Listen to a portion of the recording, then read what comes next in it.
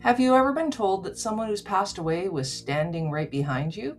Because that's exactly how it started for Maria. Hi, I'm Lori, Red Wine Rebel, and these are one of my Lori's Ghost Stories. I hope you enjoy. Years ago, when my grandfather was passing away, something happened that I still can't fully explain. A woman I barely knew knocked on my door and she told me that she was a medium. I hadn't invited her and I wasn't expecting anyone. She looked at me and said, "Your grandfather's in the house right now. He's passing over, and he's with you." She then described my aunt, who had already passed away, down to the details that she couldn't possibly have known: her personality, her energy, even specific things about her life. Before she left, she told me something that struck me. She said that there was a man who would sit at my back door every night, waiting for me to come home, not to scare me, but just to make sure that I was okay. Years later, something else had happened.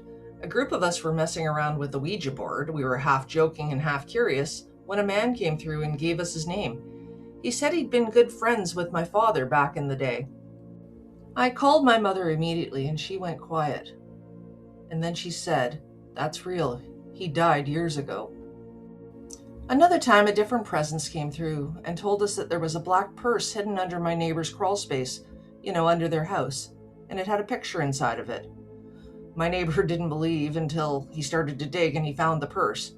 There was no picture, but still, who would even think to say that? Then came the house that I live in now. The very first night I moved upstairs, I was sitting on my bed staring at the spare door when it slowly started to open.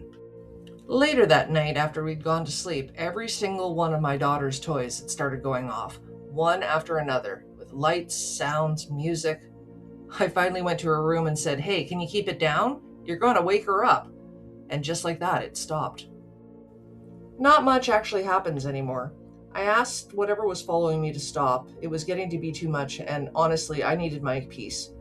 But a few weeks ago, I went to open my son's closet bedroom door, and as my hand reached for the handle, the door opened on its own.